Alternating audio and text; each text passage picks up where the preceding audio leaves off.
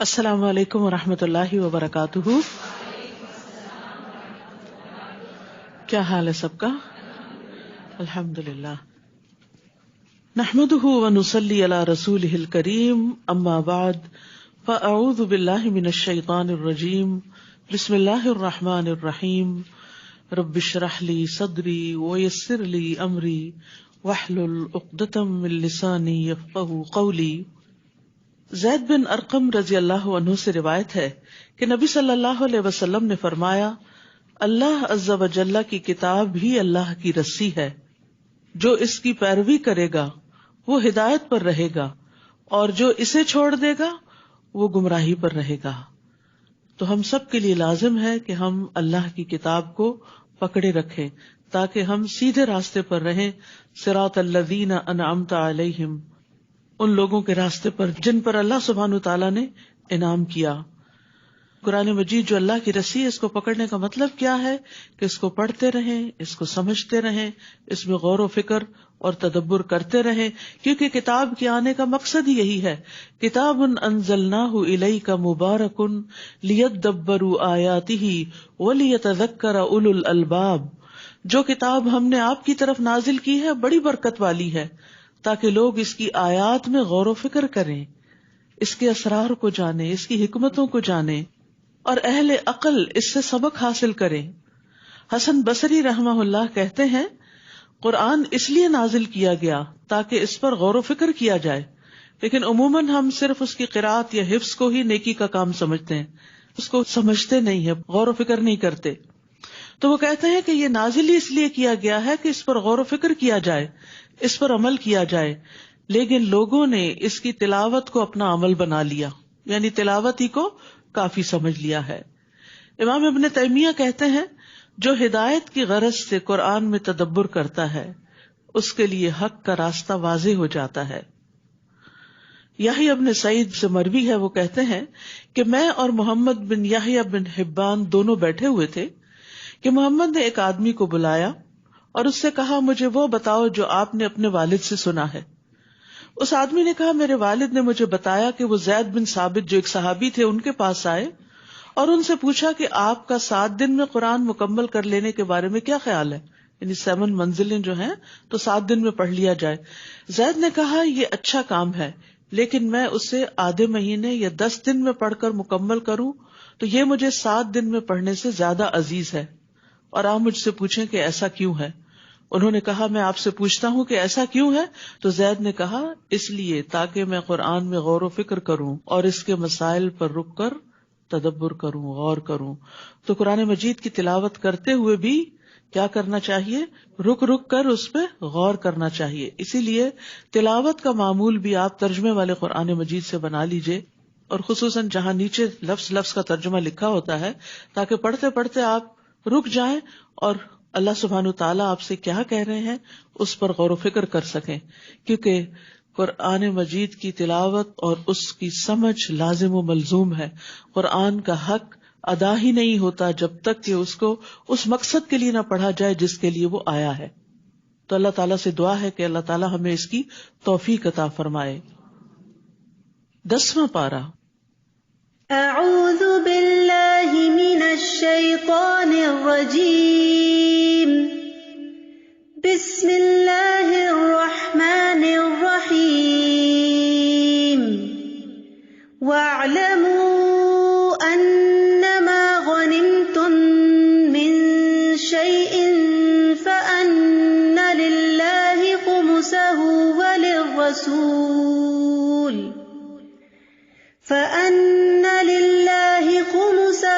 وَلِلرَّسُولِ وَلِذِي الْقُرْبَى وَالْيَتَامَى وَالْمَسَاكِينِ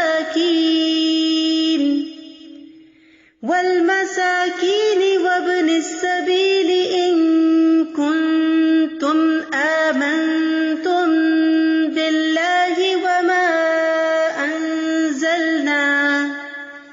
وما أنزلنا على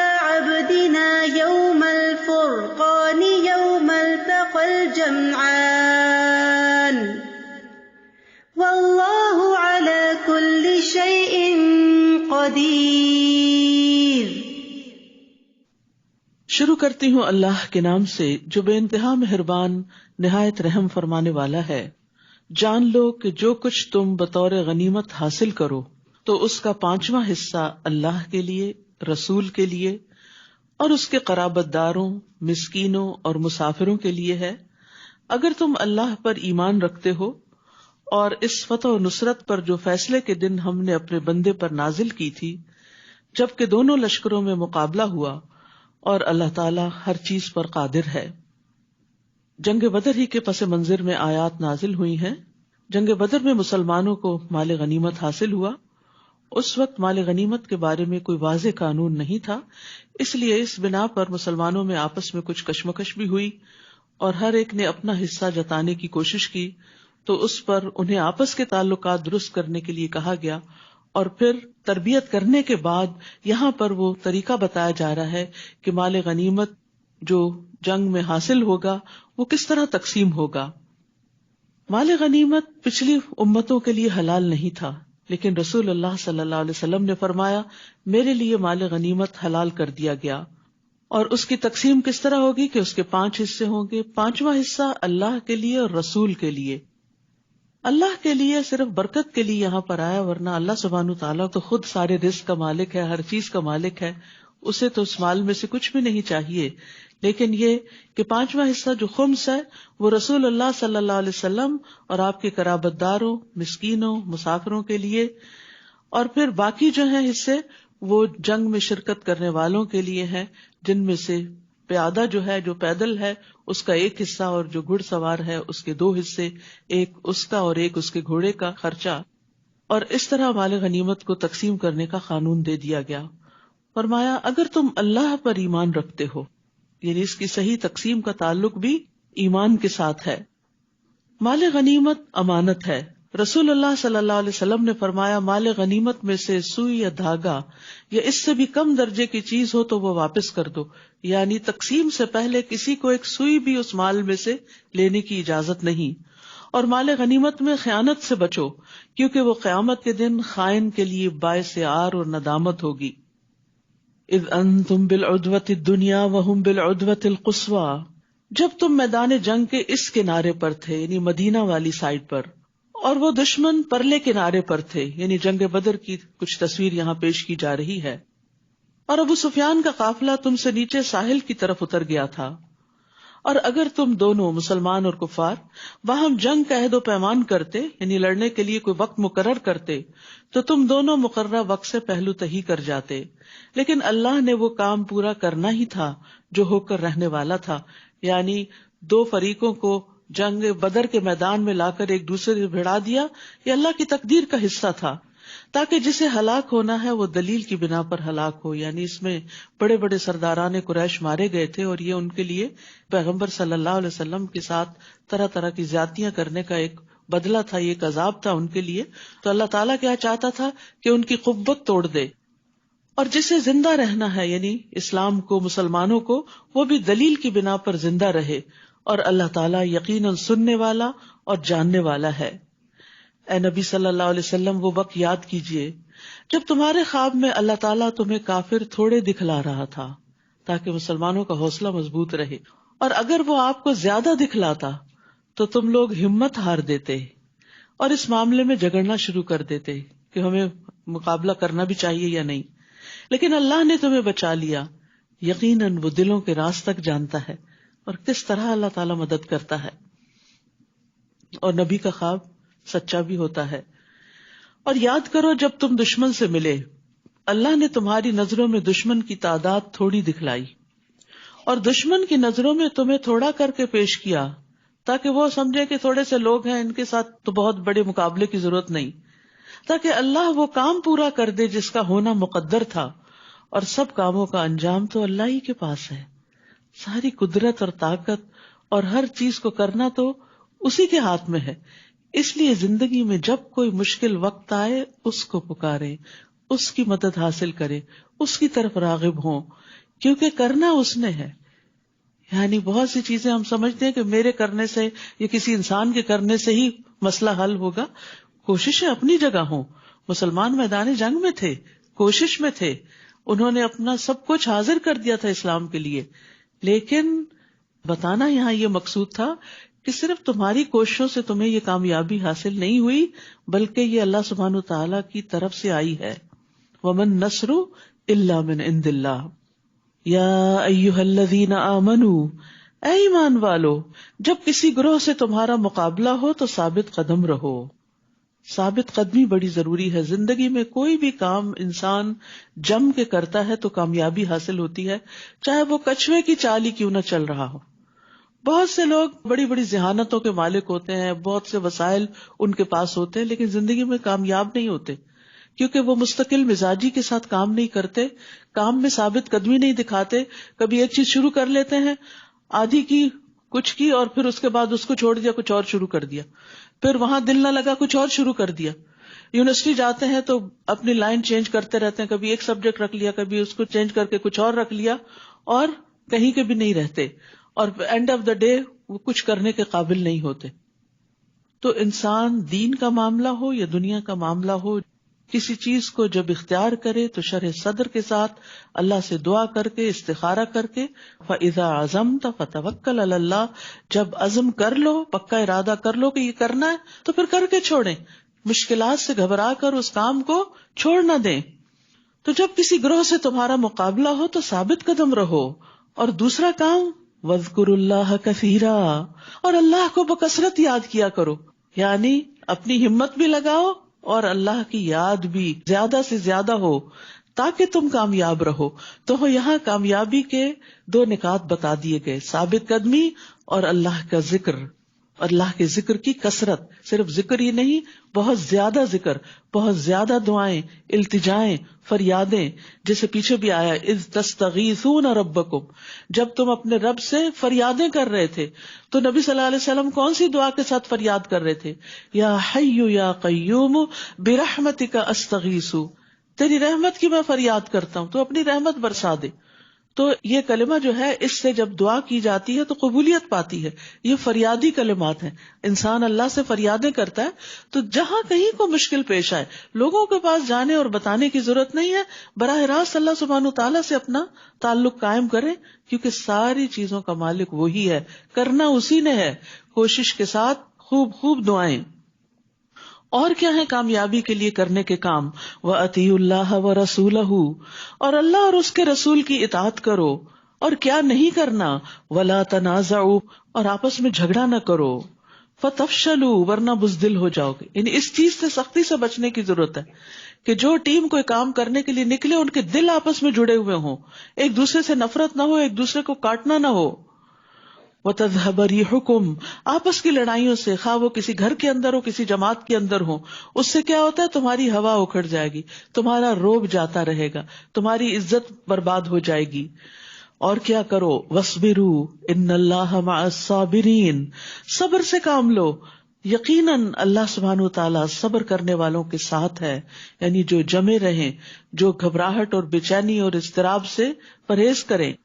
تو یاد رکھیے، جھگڑا ناکامی کی طرف لے جاتا ہے، کیونکہ جھگڑے سے باہم غضب بھڑکتا ہے، اور جب ایک دوسرے پر غصہ آتا ہے تو پھر ایک دوسرے سے تعاون ختم ہو جاتا ہے، اور جب تعاون ختم ہو جاتا ہے تو فوج ہو، جماعت ہو، کوئی گروہ ہو، ان کے بیچ میں رکھنے پڑ جاتے ہیں، اور پھر دل مقصد پر فوکس کرنے کی بجائے جھگڑے پر فوکس کرنا شروع کر دیتے ہیں، اور دشمن کے شر سے بچنے کی بجائے آپس میں ہی ایک دوسرے کے شر سے بچنے میں مصروف رہتے ہیں، اور اس طرح جھگڑے کی وجہ سے دشمن قابو پا جاتا ہے. تو اس لیے یہاں پر خاص طور پر جھگڑوں سے بچنے کے لیے کہا گیا. نبی صلی اللہ علیہ وسلم نے حضرت معاذ اور ابو موسیٰ الاشعری رضی اللہ عنہ کو یمن بھیجا.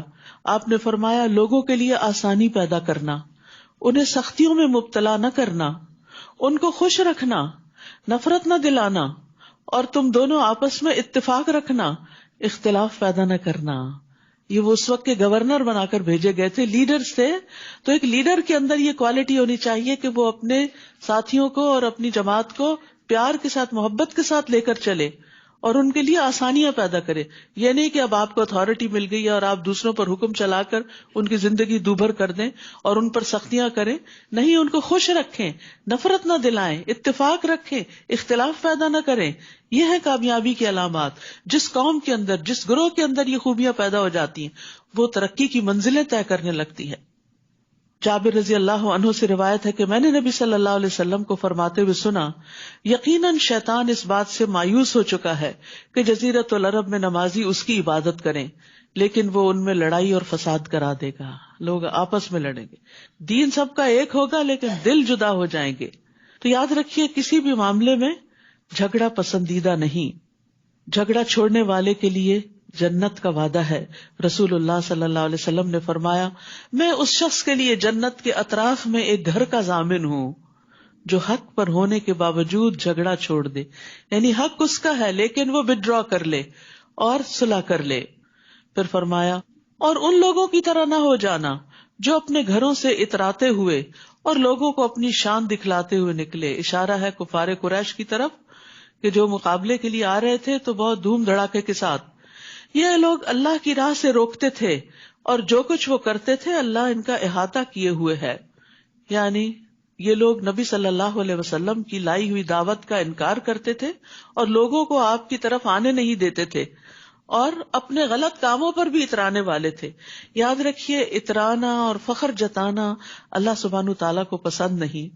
نبی صلی اللہ علیہ وسلم نے فرمایا، جو شہرت کا طالب ہو اللہ تعالیٰ اس کی شہرت قیامت کے دن سب کو سنا دے گا.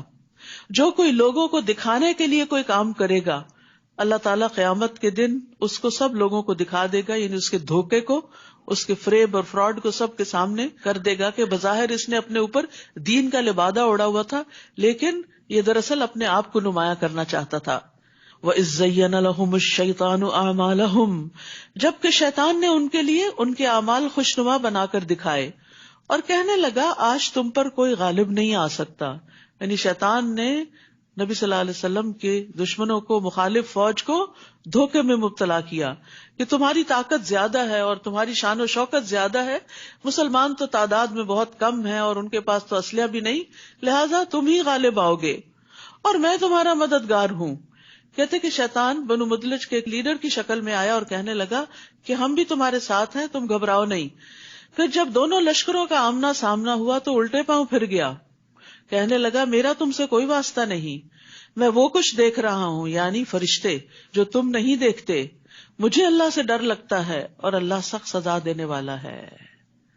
یعنی عین مارکے میں دھوکہ دے گیا اور یہی شیطان کا کام ہے. انسان کو غلط کام پہ اکساتا ہے اور جب انسان غلط راستے پہ چل پڑتا ہے تو ساتھ چھوڑ دیتا ہے اور جا کے اس کے مخالف کو اکسانے لگتا ہے. یعنی وہ وسوسے دوسرے فریق کے دل میں ڈالتا ہے کہ دیکھو فلاں تمہارے خلاف چڑھائی کر رہا ہے، حتیٰ کہ دنیا میں بھی انسان کو دھوکہ دیتا ہے اور مرواتا ہے. اور ایک اور بات جو اس نے کی، مجھے اللہ سے ڈر لگتا ہے. سبحان اللہ، یا تو سچا ہے یا جھوٹا. اگر سچا ہے تو ہمیں شرم کرنی چاہیے کہ شیطان کو اگر اللہ سے ڈر لگتا تو ہمیں گناہ کرتے ہوئے کیوں نہیں لگتا، اور اگر جھوٹا ہے تو پھر جھوٹے کی بات کا کیا اعتبار. اور اس نے بھی یہی کہا، اور اللہ سخت سزا دینے والا ہے. واللہ شدید العقاب. تو عقاب عقوبت سے ہے. عقوبت وہ سزا ہوتی ہے جو کسی فرض کو چھوڑنے اور حرام کام کے ارتکاب پر ہوتی ہے، یعنی کانسیکوینسز کے طور پر. عقب ایڑی کو کہتے ہیں نا، جو پیچھے ہوتی ہے. لیکن یاد رکھیے، اطاعت کے بغیر اللہ کا خوف کچھ فائدہ نہیں دیتا. اگر کوئی شخص اللہ کی بات نہیں مانتا، اطاعت نہیں کرتا اور کہتا میں اللہ سے ڈرتا ہوں، تو وہ اپنے کہنے میں جھوٹا ہے. سچا کون ہے؟ جو اللہ سے ڈر کر پھر اللہ کی رضا کے کام کرے. اذ یقول المنافقون والذین فی قلوبہم مرض، جب منافقین اور وہ لوگ جن کے دلوں میں بیماری ہے یہ کہہ رہے تھے کہ ان مسلمانوں کو ان کے دین نے دھوکے میں ڈال رکھا ہے. حالانکہ اگر کوئی شخص اللہ پر بھروسہ کر لے تو اللہ یقیناً سب پر غالب اور حکمت والا ہے. آج بھی مسلمانوں کو اس قسم کے طعنے دیے جاتے ہیں، لیکن ایسی باتوں کے جواب میں انسان کو اللہ کا حکم مانتے ہوئے اللہ پر ہی توکل کرنا چاہیے. کاش آپ اس حالت کو دیکھتے جب فرشتے ان مقتول کافروں کی روحیں قبض کر رہے تھے، یعنی بدر کے میدان میں. تو ان کے چہرے اور ان کی پیٹھوں پر ضربیں لگا رہے تھے، یعنی مار رہے تھے ان کو، اور کہتے تھے اب جلانے والے عذاب کا مزہ چکھو۔ اس سے یہ پتہ چلتا ہے کہ موت کے وقت فرشتے آتے ہیں اور مجرموں کو اس وقت بھی مارتے ہیں۔ یہ تمہارے ان اعمال کا بدلہ ہے جو تم نے اپنے آگے بھیجے ہیں، یعنی ایسے ہی نہیں تمہیں یہ مار پڑ رہی، یہ تمہارے اپنے کرتوتوں کا نتیجہ ہے، ورنہ اللہ تو اپنے بندوں پر ظلم کرنے والا نہیں ہے۔ ان کافروں کا معاملہ بھی فرعونیوں جیسا ہے، جیسے فرعون نے موسیٰ علیہ السلام اور ان کے ساتھیوں کے بارے میں طرز عمل اختیار کیا تھا، آج قریش کے سردار جو ہے وہ محمد صلی اللہ علیہ وسلم کے سامنے فرعون بنے ہوئے ہیں۔ اور ان لوگوں جیسا جو ان سے پہلے تھے، یعنی پہلے بھی پیغمبروں کا مقابلہ ان کے ملا یا ایلیٹ کلاس نے کیا، سرکش لوگوں نے کیا، اور باقی عوام تو پھر بڑوں کے پیچھے چلتی ہے۔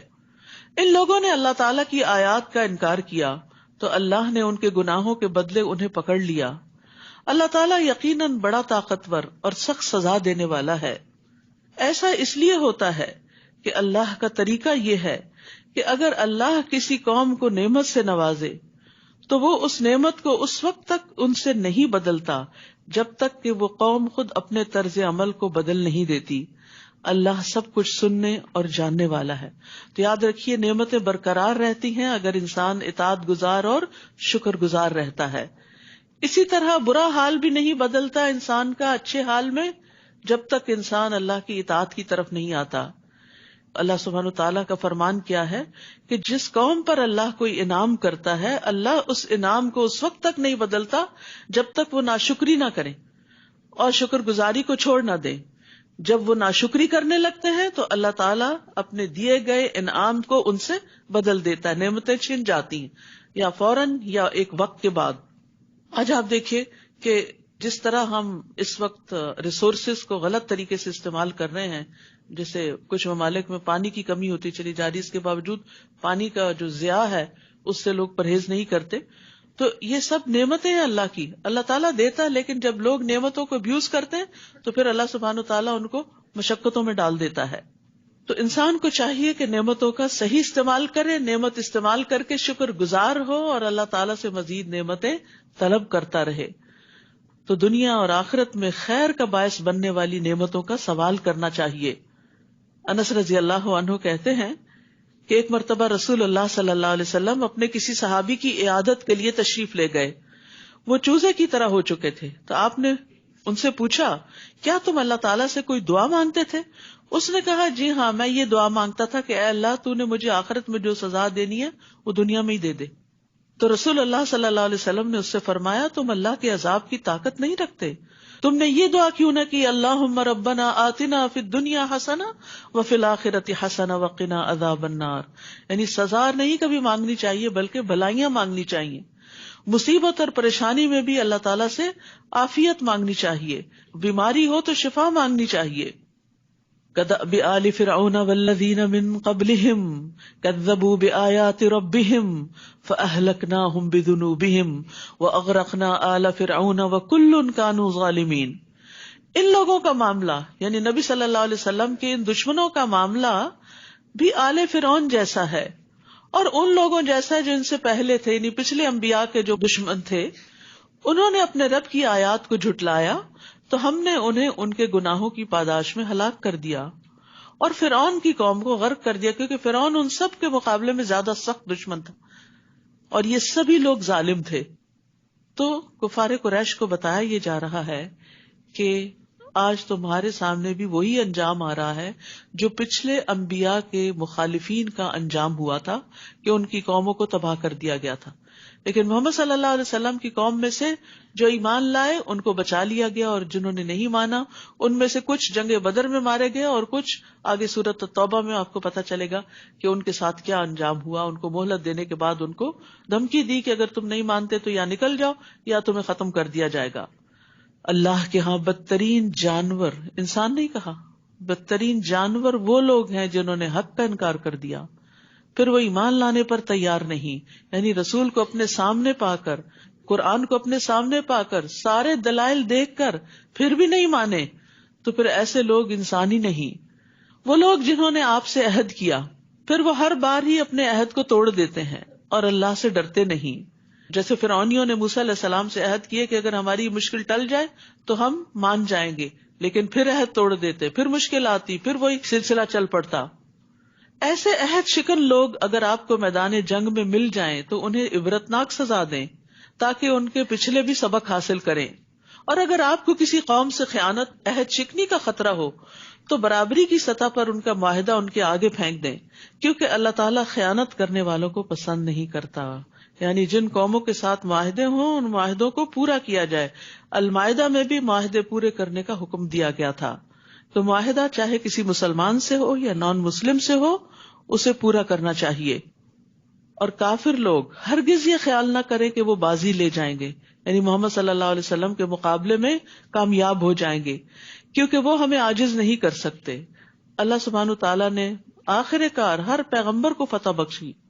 اور جہاں تک ممکن ہو کافروں کے مقابلے میں قوت اور جنگی گھوڑے تیار رکھو. یعنی نبی صلی اللہ علیہ وسلم کو حکم دیا جا رہا ہے کہ اللہ کی مدد اور اللہ کا ذکر اور اللہ سے دعا کرنے کے ساتھ ساتھ اپنی تیاریاں بھی جاری رکھو، جن سے تم اللہ کے اور اپنے دشمنوں کو اور ان دوسرے دشمنوں کو خوف زدہ کر سکو جنہیں تم نہیں جانتے مگر اللہ انہیں جانتا ہے. اور جو کچھ بھی تم اللہ کی راہ میں خرچ کرو گے تمہیں اس کا پورا پورا بدلہ مل جائے گا اور تمہارے ساتھ کچھ بے انصافی نہ ہوگی.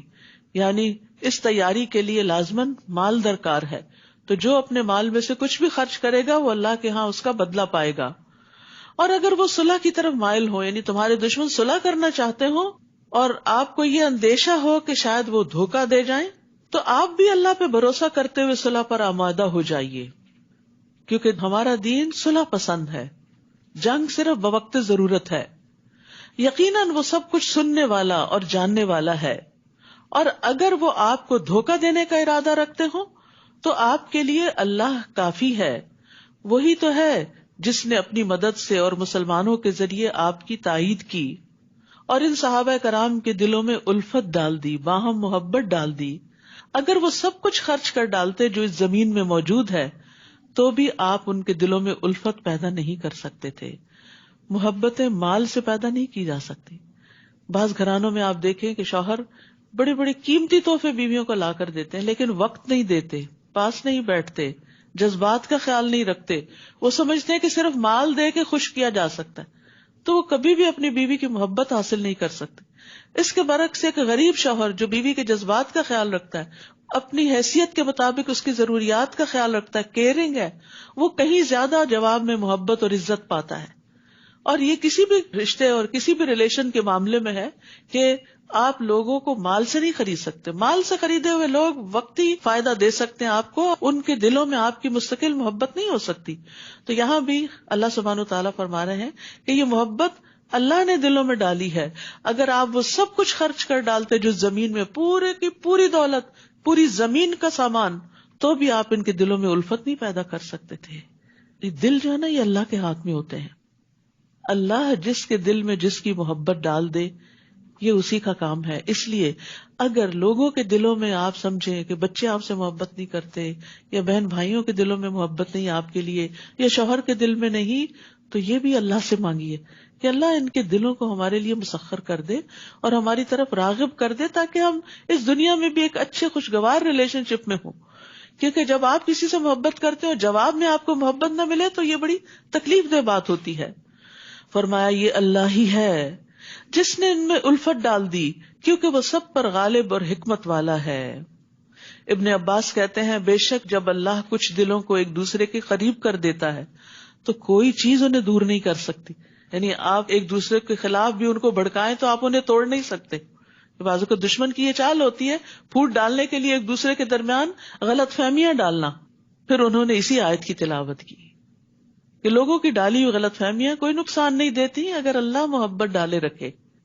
تو نکتہ کیا ہے، راز کیا ہے کہ کسی بھی مسئلے میں اپنا معاملہ اللہ سے درست کر لیں، وہ آپ کے سارے معاملات کا ذمہ لے لے گا، وہ آپ کے معاملات درست کر دے گا.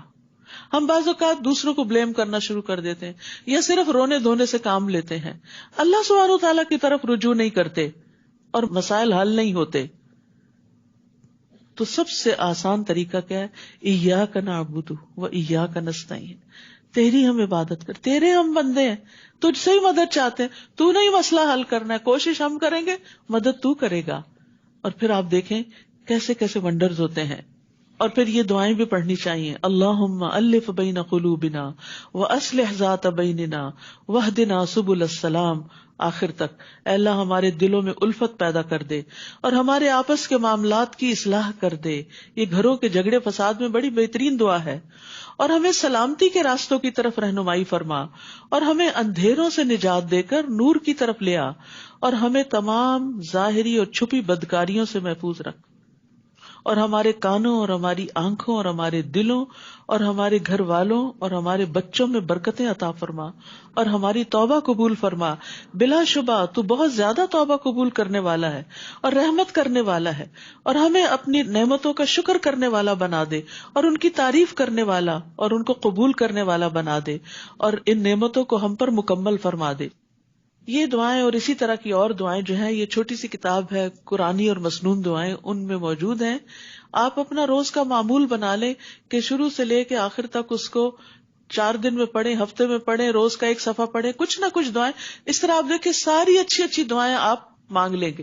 ورنہ اگر اپنے حافظے اور اپنی سوچ اور اپنے دل سے یہ مانگنا پڑے تو ہم یہ سارا کچھ مانگ ہی نہیں سکتے. نبی صلی اللہ علیہ وسلم کی دعائیں بہت جامع دعائیں ہیں. جو کچھ آپ نے مانگا، جس طریقے سے مانگا، ہم تو اس کے خاک کے برابر بھی نہیں. ہمیں تو مانگنا بھی نہیں آتا، ہمیں صرف پریشان ہونا آتا ہے، اس کا حل نہیں آتا. تو اس لیے بہت ضروری ہے کہ ہم اچھی دعائیں مانگنے والے بنیں. تو یہ دعائیں خود اپنے لیے بھی پڑھا کریں اور سب کی طرف سے بھی پڑھا کریں. اور پھر خاص طور پہ آپ دیکھیے رمضان آ رہا ہے، سحری کے وقت، افطاری کے وقت روزے دار کی دعا قبول ہوتی ہے، دن کے وقت، نمازوں کے بعد، طاق راتوں میں، لیلۃ القدر میں.